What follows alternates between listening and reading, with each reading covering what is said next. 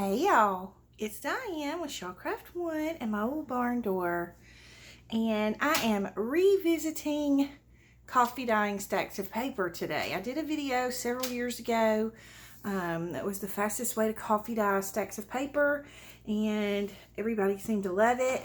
And I need some more coffee dyed paper because I am running out, and so I thought, because the last video I did was in the portrait orientation and it wasn't, the best video. So I thought I would just redo it and share it with y'all. And that way, if you know how to do it, great. And if not, this will help you out to be able to quickly coffee dye some stacks of paper. So as you can see here, I may do a few videos in this. It may be a series, a coffee dyeing series. I don't know, but I've got several things that I need to coffee dye because I'm getting ready to do a journal. So I figured, you know what, I might as well just film it while we're at it. So here we go. So the first thing I do, I'm going to move some of these because these are what I'm going to make marks on my papers with. So we're going to put these to the side. Okay, and then I have this, it's just like a bread pan or a cake pan, that I got at Walmart, just a little cheap pan, and you can tell I don't do anything but coffee dye in it, and I don't wash it. And the reason I don't wash it is because this gives a lovely, lovely effect when you put your coffee dyed paper in. So let's just get started. So I've gone ahead and made a pot of coffee, and I've poured some in a jar. And I'm just going to add some coffee grounds, some instant coffee to make it darker. So I just use, this is the dollar store, Clover Valley brand, just the cheap instant coffee. So I'm just going to take my jar of coffee here, and I'm going to add several spoonfuls because I want this to be a really dark coffee dye. So about 3 spoonfuls. I'm going to stir it up. Okay. And then what I'm going to do is I'm just going to take a little bit. Whew, it's hot. Let me see.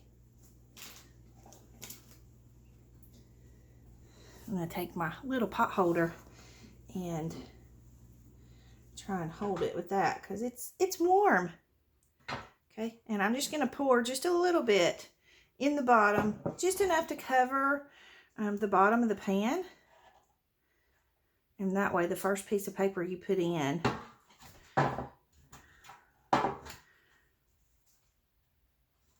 can be coffee dyed. Okay, so now I have just some regular everyday 20-pound weight coffee, not coffee, paper. Okay, it's just I think it came from Walmart. I'm getting rid of that pack, and so we are going to start adding this paper in. Okay, now as I add a piece in, I have this brush here. It's my handy dandy old coffee dyeing brush, and we're just gonna start.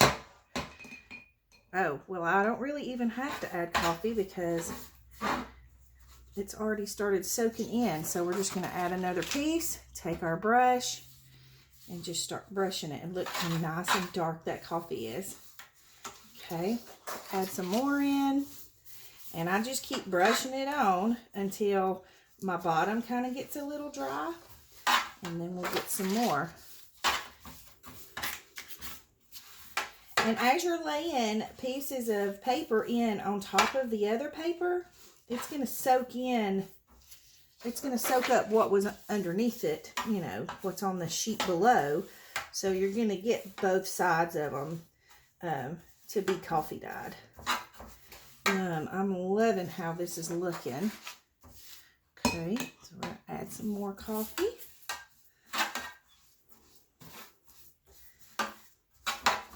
And seriously, it doesn't take long to do this. I don't have time, coffee dyeing is quite a process.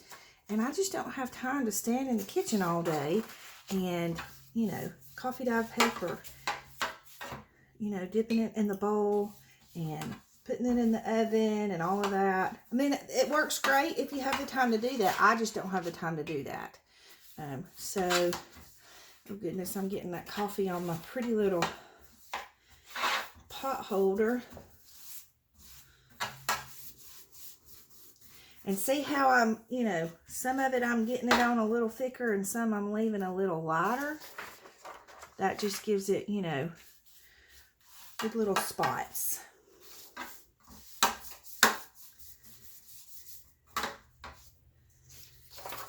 Okay, so you just keep adding your paper in until you've got as many sheets as you need. I can generally do a whole pack of paper at a time in this pan. You know, and that way you've got 500 sheets of coffee dyed paper. Oops, I'm getting my hair in it. But that way you've got 500 sheets of coffee dyed paper.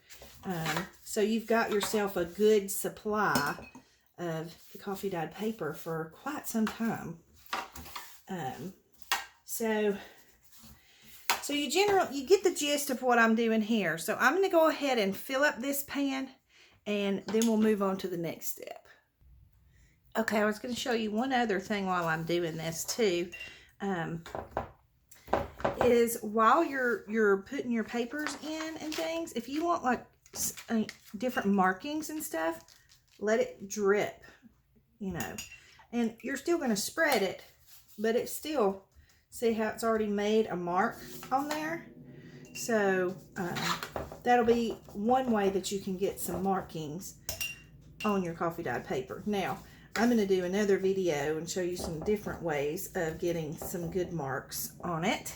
But I just wanted to show you that real quick, and that way, you know, if you don't have time to go back and do the other part, you know, as far as making marks or whatever, then you can just simply have some drip marks on your paper. And even this way I can do, you know, like this, and that will make different marks on my paper. Okay, so I have filled up my pan with my coffee dyed paper, and what I do now is I walk away, usually, and I let it sit for a while. And then when I have time, usually when I'm getting ready to make dinner, I will pull out my oven racks, line them with parchment paper, and then just lay pieces on the parchment paper, put them in the oven and let them dry while I'm cooking. And that way it saves me time, because I'm not spending so much time in the kitchen coffee dyeing paper, you know, when I can. And I've left this in this pan for a week, and it doesn't hurt it. I've had a lot of people ask me, it doesn't, you know, the paper doesn't dissolve or melt away if you leave it in the pan. No, it doesn't. It, you know, and I love the way it crinkles up. You know, the more you stack it, the more it crinkles up. Can y'all see the way it's kind of crinkled up? And so that's going to give me good markings when I get ready to use it. So that is my fast and easy way of coffee dyeing paper. You know, stacks of paper, and it takes about, you know, I don't know, you might spend 15 minutes filling your pan, and then you can walk away and do other things. So, you know, if you need something today, like if you need a few pieces of coffee dyed paper today, of course you can go ahead and throw a few sheets in the oven and let them dry or whatever. I generally set my oven on 375 to let them dry, simply because I don't have time to sit and wait for them to dry at, you know, 250. So I just kind of dry them quickly and pull them out a little at a time as each piece dries, because generally the pieces that are on the bottom of the stack dry faster. So, you know, I'll lay them out on my my oven rack and kind of spread them out and then stack on top. And so what I'll do is, once the bottom pieces start drying, is I will flip that whole stack over on that parchment paper, pull the dry pieces off the top, and then that way, you know, the rest of them can dry. So anyways, this is my fast and easy method of coffee dyeing paper.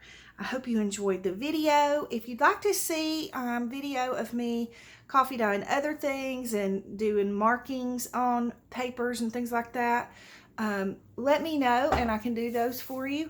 I don't want to bore you to death with a bunch of videos about coffee dyeing, so but anyways, this is my fast and easy method of coffee dyeing paper, and I don't have to spend the whole day in the kitchen. I'm done, and I can walk away and go do other things until I'm ready to come back and cook my dinner, and I can dry it while it's cooking. So thank you so much for watching. If you have any comments or questions, you can leave them in the comment box below. Don't forget to like and subscribe for me if you will, and I hope you have a great day. Oh, one tip.